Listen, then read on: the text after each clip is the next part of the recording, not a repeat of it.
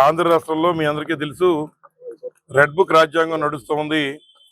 అందులో భాగంగానే వ్యవస్థల్ని నిర్వీర్యం చేస్తూ ఈరోజు రాబోయేటువంటి స్థానిక సంస్థల్లో కూడా గెలవాలనేటువంటి కుట్రకి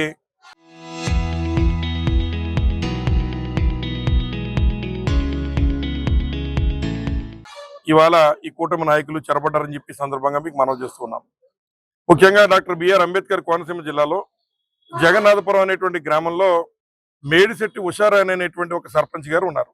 వారి భర్త మేడిశెట్టి శ్రీని గారు వైఎస్ఆర్ కాంగ్రెస్ పార్టీ కన్వీనర్ గా కూడా వ్యవహరిస్తూ ఉన్నారు.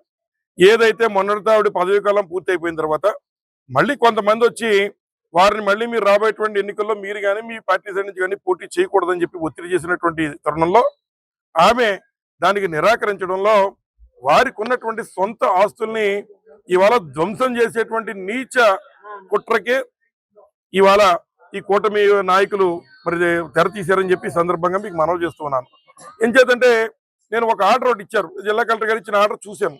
అందులో వారు ఏం రాశారంటే ఎంక్రోచ్మెంట్ ఉంది కాబట్టి ఎంక్రోచ్మెంట్ ఒక 3 మెన్ కమిటీ వేస్తున్నాం, ఈ కమిటీ మరి ప్రొసీజర్ ఫాలో అయి చేయండి అనేటువంటి మాట చెప్పడం జరిగింది. ప్రొసీజర్ అంటే వాస్తవంగా అందులో ఏదైతే మరి ఎన్క్రోచ్మెంట్ అయినప్పటికీ కూడా ఎక్కడైనా ఎంక్రోచ్మెంట్ ఉన్నా కూడా దాని మీద చట్టం ఏం చెప్తుంది, దాన్ని ఒకసారి డిమార్కెట్ చేసి, అంటే చట్టం చెప్పింది కలెక్టర్ గారు రాసింది కూడా అదే, అక్కడ మీరు సర్వే చేసి దాన్ని డిమార్కెట్ చేసి విడదీసి ప్రొసీజర్ ఫాలో అయి చేయమని అన్నారు. కానీ ఎక్కడా కూడా ప్రొసీజర్ అనేటువంటిది ఫాలో అవ్వకుండా మరి అక్కడ సుమారు 20 రోజుల నుంచి అక్కడ సీసీ కెమెరాలు ఉన్నాయని చెప్తున్నారు.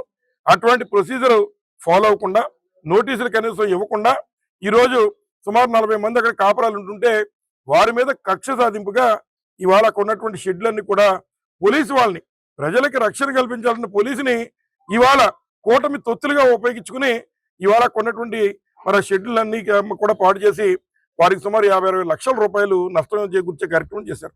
నేను ప్రొసీజర్ నిజంగా మరి వారు చెప్తున్నారు, ఏది ఒక అభియోగం మోపారు, అదేమిటి ఏదైతే గతంలో ఎంఆర్ఓ గారు ఇచ్చారో ఎంఆర్ఓ గారు సంతకం ఫోర్జరీ లేకపోతే ఇంకోటి ఫోర్జరీ అని చెప్తున్నారు. వారు ఒకవేళ ఫోర్జరీ అయితే మీరు ఫారెన్సిక్ రిపోర్ట్ పంపించి దాని నుంచి మీకు నిర్ధారణ అయిందా అని అడుగుతున్నాను. ఉన్నటువంటి ఈ రాజ్యాంగంలో ఎవరైనా ఒక వ్యక్తి మీద అభియోగం మోపితే అది నిరూపణ కాకుండానే శిక్ష చేసే అధికారం ఎవరికీ లేదు. అట్లాంటి తరుణంలో ఇవాళ మీ యొక్క స్వలాభాల కోసం ఏదైతే ఇట్లా ఎవరైతే మంచి పేరుండి వైఎస్ఆర్ కాంగ్రెస్ పార్టీలో మరి ఉద్యమ బాట పట్టి ఈ యొక్క ప్రభుత్వం యొక్క తప్పుదలని నిలదీస్తూ ఉన్నారో అటువంటి వారిని అణగదొక్కడం కోసం ఈ రోజు ఇట్లాంటి కార్యక్రమాలు మీరు చేస్తున్నారు. మరి మేము అడుగుతున్నాం, మీరంత రూల్ ప్రకారం వెళ్ళేటువంటి వాళ్ళు అయితే ఇవాళ ఈ ఆంధ్ర రాష్ట్రంలో మరి ప్రతి గవర్నమెంట్ లిక్కర్ షాప్ లో కూడా ఎంఆర్పీలు దాటి అమ్మేస్తూ ఉన్నారు. పెట్రోల్ బంకులోకి వెళ్తే అక్కడ ఎంఆర్పీలే పెట్రోల్ కొడుతున్నారు.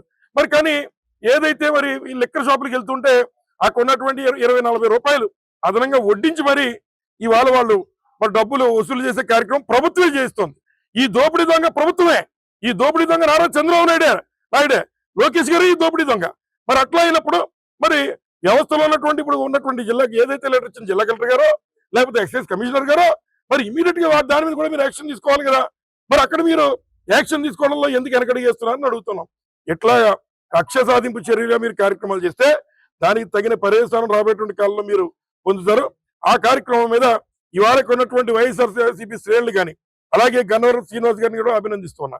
ఏం చేతంటే ఒక కార్యకర్తకు అన్యాయం జరుగుతున్నప్పుడు ఇక్కడ వాడంతా కూడా అందరూ కూడా వచ్చి దాన్ని ప్రతిఘటించేటువంటి కార్యక్రమం చేశారు. వారిని ప్రివెంటివ్ అరెస్ట్ చేసామని ఎస్ఐ గారు చెప్పారు. ప్రివెంటివ్ అరెస్ట్ మీరు చేస్తే మీరు ఆయన లోపల కూర్చోబెట్టుకుని రిలీజ్ చేయకుండా డ్రామా ఎందుకు అడుగుతున్నా. అలాగే ప్రెస్ మీట్ పెట్టొద్దని చెప్పి మీరు పత్రికా విలేకరులకి ఎందుకు మీరు జడిచారని అడుగుతున్నాం. మీరు ప్రొసీజర్ ప్రకారం చేయకుండా తెలుగుదేశం కూటమి నాయకులు తొత్తులుగా వ్యవహరిస్తే రాబోయేటువంటి కాలంలో చట్టపరంగా ఎంతటి వారైనా మీరు కోర్టుల్లో తగిన విధంగా మీరు శిక్షించబడతారని చెప్పి సందర్భంగా మీకు హెచ్చరిస్తూ ఉన్నాం. మీరు ఎట్లాంటి ఉడత చప్పుళ్ళకి వైఎస్ఆర్సీపీ శ్రేణులు ఎవరు వెనకడుగు వెయ్యరు.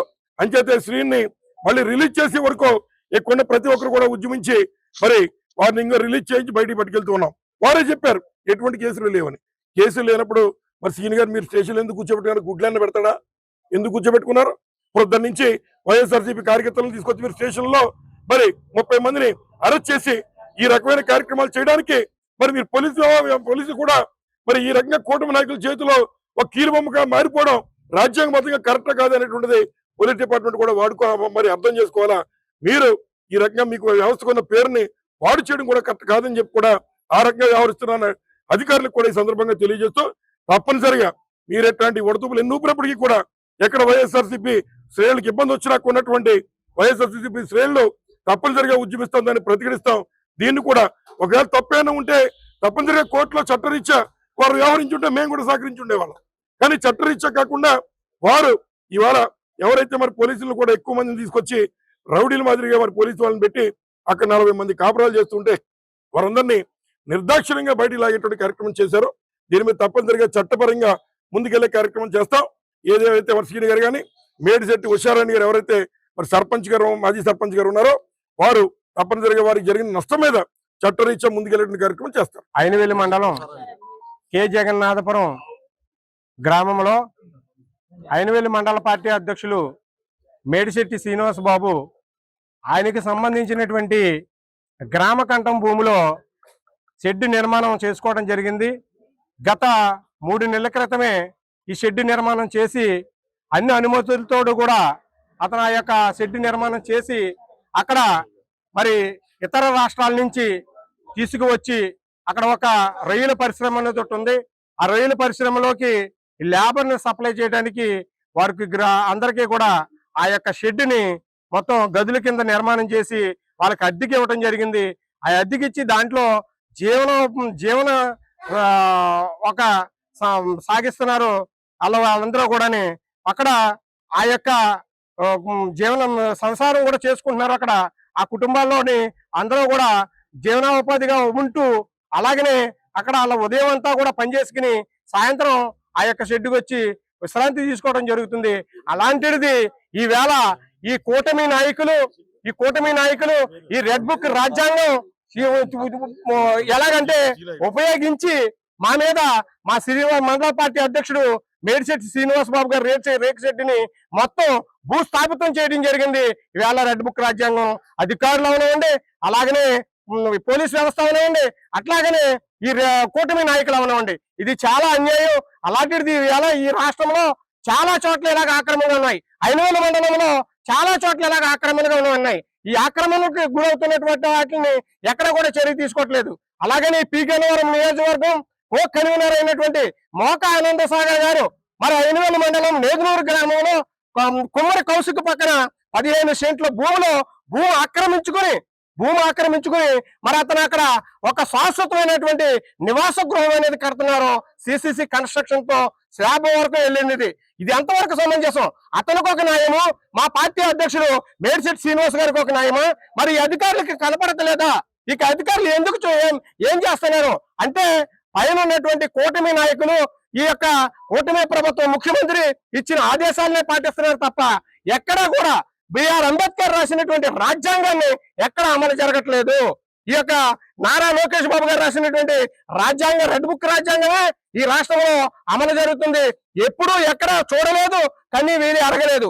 మరి ఈ పీగన్నవరం నియోజకవర్గంలో ఎక్కడెక్కడో ఏదో రెడ్ బుక్ రాజ్యాంగం సాంప్రదాయం నడుస్తుందని అనుకున్నాం. కానీ ఇవాళ ఇక్కడ ఈ పీగన్నవరం నియోజకవర్గంలో ఈ శాసనసభ వారి యొక్క సారథ్యంలో గిటి సత్యనారాయణ గారి యొక్క సారథ్యంలో మరి రెడ్ బుక్ రాజ్యాంగం అనేది ఇక్కడ జరుగుతుందని తెలియపరుస్తున్నాం. ఎందుచేతనంటే ఇది అన్ని తెలుసు, ఇది న్యాయబద్ధంగా ఉన్నదని తెలుసు శాసనసభ్యుల వారికి. అలాగని వారి కూటమి నాయకులు ఇస్తున్నటువంటి ఒత్తి మేరకు ఆయన ఏం చేశారంటే ఈవేళ అధికారులందరినీ పంపించి అక్కడ ఉన్నటువంటి శాశ్వతమైనటువంటి షెడ్డుని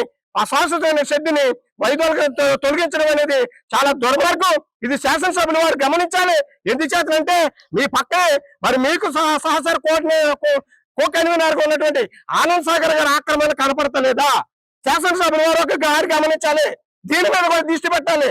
లేని పక్షంలో మా వైఎస్ఆర్ కాంగ్రెస్ పార్టీ తరఫున మేము కూడా అక్కడికి వెళ్లి ఉద్యమం చేసి అక్కడ ఉన్నటువంటి ఆక్రమణని బయటికి తీస్తామని మీడియా మిత్రుల ద్వారా తెలియజేసుకుంటున్నాం.